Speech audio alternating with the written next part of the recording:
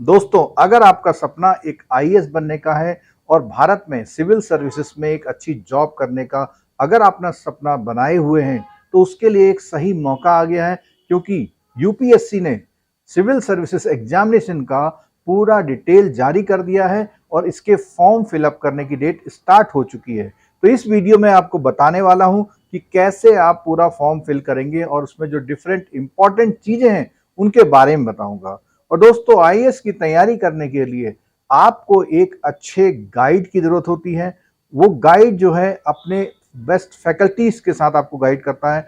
आपकी प्रिपरेशन तो मायने रखती ही है, बट अगर ये प्रिपरेशन सही दिशा में नहीं जा रही है तो आईएएस का एग्जाम जरूर एक सपना हो सकता है आपके लिए। इस वीडियो को देखने के बाद आप ये तय कर पाएंगे कि आपकी आईएएस की तैयारी किस तरह से शुरू की जाए। तो चलिए बताते हैं कि इस फॉर्म को कब से स्टार्ट करना है, लास्ट डेट क्या है, इसका फॉर्म का फिलअप करने के लिए सेंटर्स क्या क्या हैं, क्या क्या ऐसे डॉक्यूमेंट आपको चाहिए जो आईएएस का फॉर्म भरने के लिए आपको जरूरी है। तो दोस्तों, सबसे पहले बात करते हैं कि आपको फॉर्म किस डेट से पहले भर लेना चाहिए। जी हाँ, इसकी लास्ट डेट है 21 फरवरी।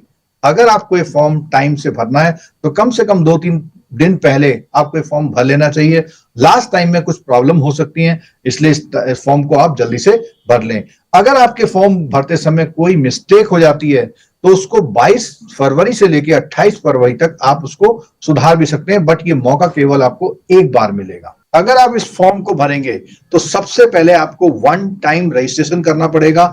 अगर जिनका वन टाइम रजिस्ट्रेशन पहले से है तो उसी वन टाइम रजिस्ट्रेशन जिसमें आपकी सारी डिटेल्स एक बार यूपीएससी की वेबसाइट में स्टोर हो जाती है और नेक्स्ट टाइम आपको फॉर्म भरने के लिए वो पूरी डिटेल को दोबारा यूज कर पाएंगे बिना भरे हुए, क्योंकि वो स्टोर है वहां पे। तो ओटीआर यानी वन टाइम रजिस्ट्रेशन आपको करना पड़ेगा।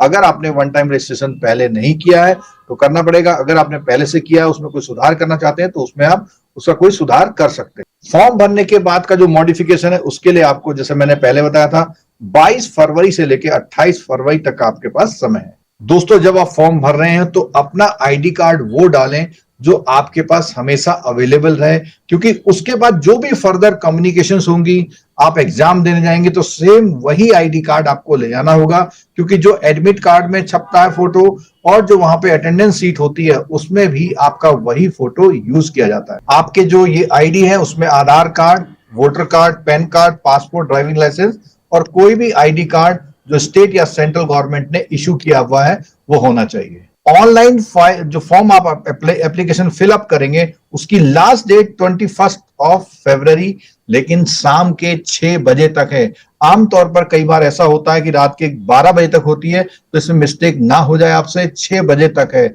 यानी वर्किंग आवर तक आप ऐसा समझ लीजिए। इसलिए आप इस फॉर्म में लास्ट टाइम का ध्यान रखें।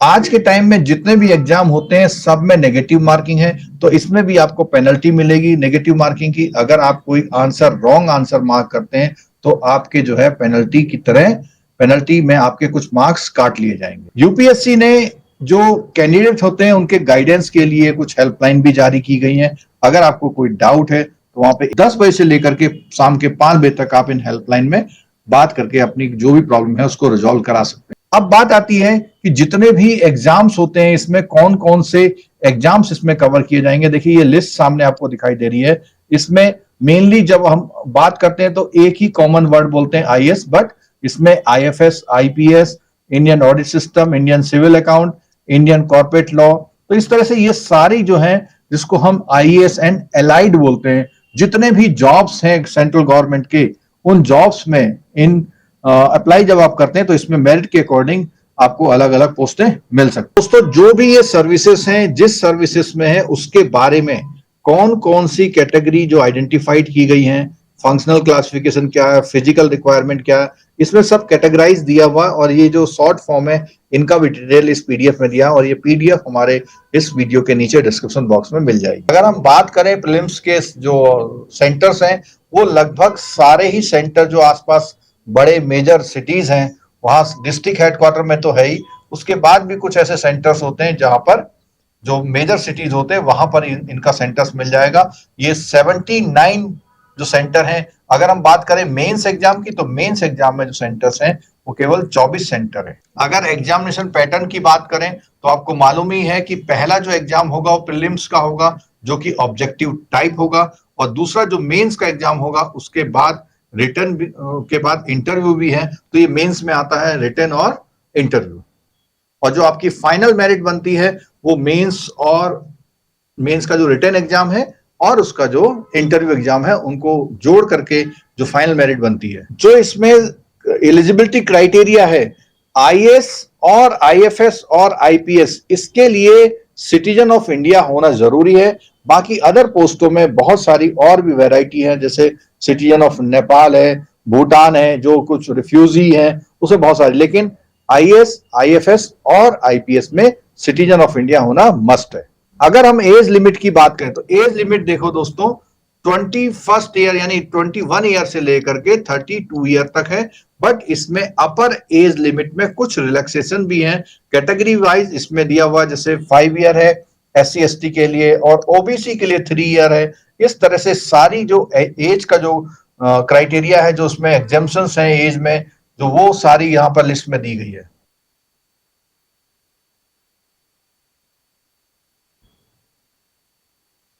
अगर आपने पहले कोई एग्जाम दिया हुआ है सिविल सर्विसेज में और कोई आप इंफॉर्मेशन चाहते हैं, आपको पता नहीं लग रहा कि कितने चांस आपके हुए कितने नहीं, तो ये इतनी इंफॉर्मेशन दे करके आप अगर यूपीएससी से पूछेंगे तो आपको डिटेल पूरी अवेलेबल करा दी जाएगी।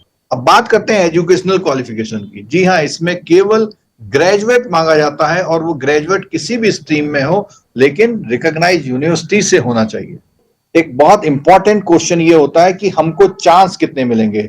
अगर आप जनरल कैटेगरी में हैं तो आपके जो चांस हैं वो मैक्सिमम 6 हैं, लेकिन रिजर्व कैटेगरी में SC ST हैं तो अनलिमिटेड चांस आपके पास हैं, और ओबीसी हैं तो 9 चांस हैं, पीडब्ल्यूडी हैं तो उसमें आपके पास 9 चांस हैं, और इकोनॉमिक वीकर सेक्शन भी ईडब्ल्यूएस भी इसमें 9 चांस में कैटेगराइज किया गया है।